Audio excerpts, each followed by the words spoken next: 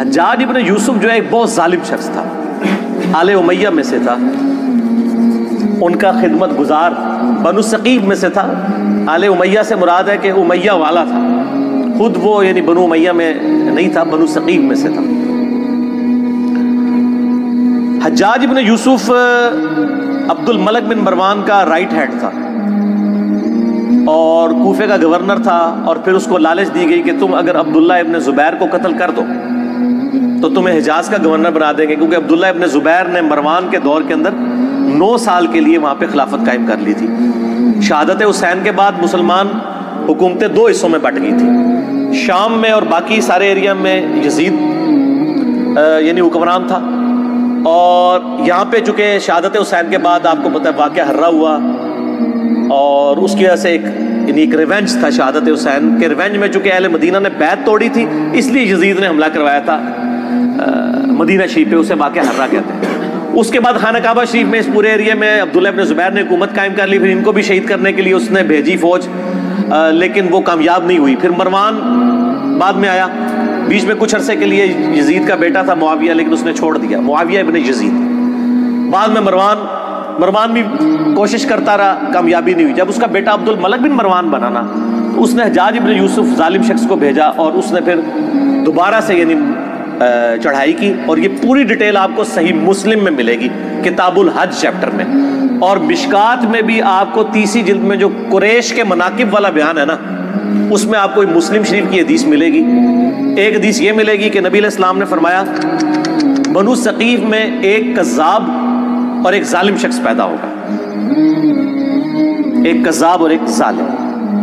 کذاب کے بارے میں یعنی لوگوں کا دعویٰ ہے، مختار سقفی، ہمیں کوئی دلیل نہیں ملی، ترمذی سے ایک لے کے آتے ہیں، لیکن وہ امام ترمذی نے کہا ہے کہ کہا جاتا ہے، کہا تو بہت کچھ جاتا ہے، سند بیان نہیں کی ہے۔ بہرحال اسماء بنت ابی بکر سیدہ عائشہ کی جو بڑی بہن تھی، انہوں نے کہا کہ یہ جو بنو ثقیف کا ظالم ہے وہ حجاج ابن یوسف ہے، یہ صحیح مسلم میں، اور پوری حدیث مسلم شریف میں مشکات میں 30 جلد میں آپ کو ملے گی پوری ڈیٹیل حدیث کہ عبداللہ ابن زبیر کو اس نے شہید کروا دیا، اور مکے کے دروازے پہ اس نے ان کی لاش ٹانگ دی عبرت کے لیے، نعوذ باللہ، صحابی رسول کی، عام صحابی نہیں، صحابی رسول کا بیٹا، عشرہ مبشرہ حضرت زبیر کا بیٹا، حضرت عائشہ کا بھانجا اور سیدہ اسماء کا بیٹا۔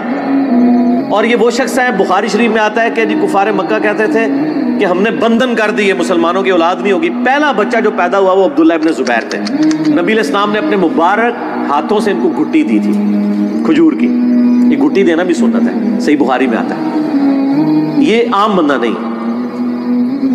ان کی لاش ٹانگ دی، عبداللہ ابن عمر وہاں سے گزرے اور کہا کہ اے ابو خبیب تم پر سلام ہو، یہ ان کی کنیت تھی، اور ان پر سلامتی بھیجی اور کہا کہ یہ جو آل امیہ کے لوگ ہیں تمہارے بارے میں جھوٹ بولتے ہیں، تم ایسے نہیں تھے، تم بہت عبادت گزار تھے، تم بہت نیکوکار تھے، اور میں تمہیں منع کرتا تھا۔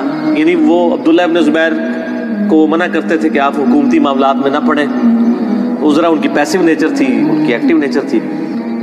تو بہرحال یہ وہ پڑھ کے چلے گئے وہاں سے۔ تو بعد میں حجاج بن یوسف کو کسی نے بتایا کہ عبداللہ بن عمر نے تو بڑے تعریفی کلمات، یہ لازم بات ہے، حجاج بن یوسف نے بعد میں عبداللہ بن عمر کو بھی قتل کروا دیا۔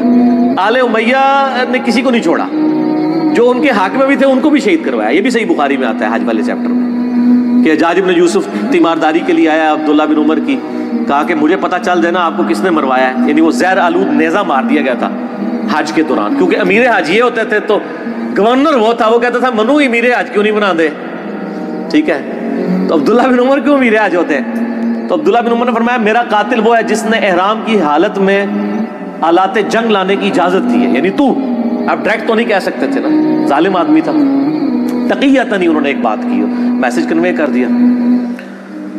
تو وہ مسلم شریف کی اس حدیث میں آتا ہے کہ جب وہ عبداللہ بن عمر چلے گئے تو حجاج بن یوسف کو کسی نے بتایا، تو اس نے پھر کہا کہ ٹھیک ہے عبداللہ بن زبیر کی لاش اتار کے یہودیوں کے قبرستان میں پھینک دو۔ یہ وہ لوگ ہیں سر، یہاں لوگ آل امیہ کانفرنسز کروا رہے ہیں، یہ صحابہ کی لاشوں کو ان لوگوں نے، یہ مسلم شریف ہے سر، یہ موضوعات شریف نہیں ہے، یا یہ تاریخ شریف نہیں ہے آل امیہ اور آل عباس کی لکھوائی بھی۔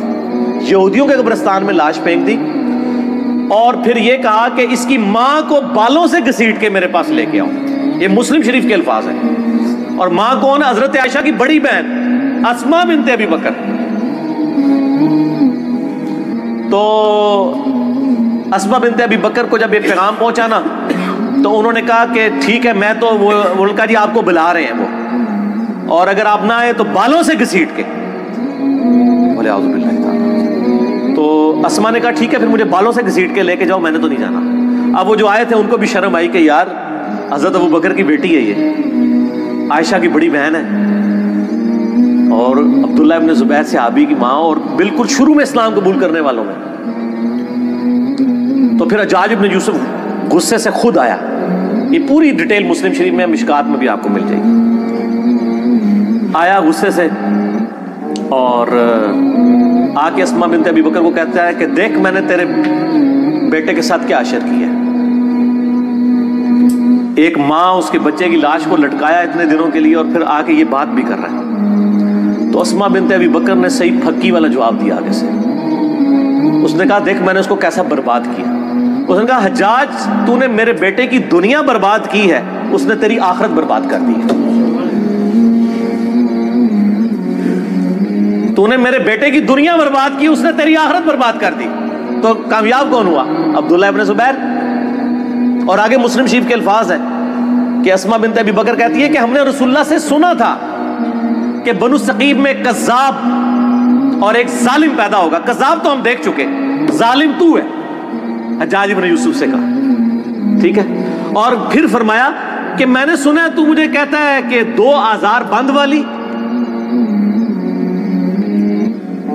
یہ سیدہ اسما کی یعنی آپ سمجھ لیں ایک خصوصیت کے طور پہ بیان کیا جاتا تھا, 2 آزار بند والی. تو اس نے کہا ہاں. تو ان کا تجھے پتا ہے یہ 2 آزار کیوں تھے؟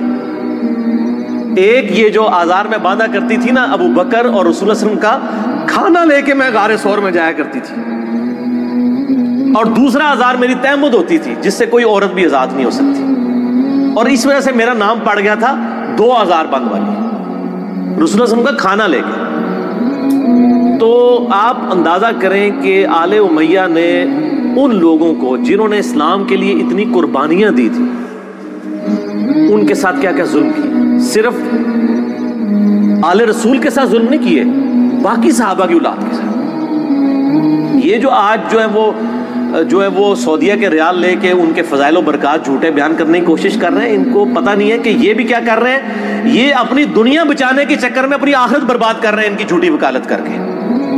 اور سر آپ کو حقائق اگر جاننے ہیں نا تو آپ یہ میرا ریسرچ پیپر پڑھیں, واقعہ کربلا کا حقیقی پس منظر 72 صحیح الاسناد احادیث کی روشنی میں اہل سنت کی مین اسٹریم کی کتابوں سے میں نے 200 روایتیں جمع کی ہیں, اکثر بخاری اور مسلم سے.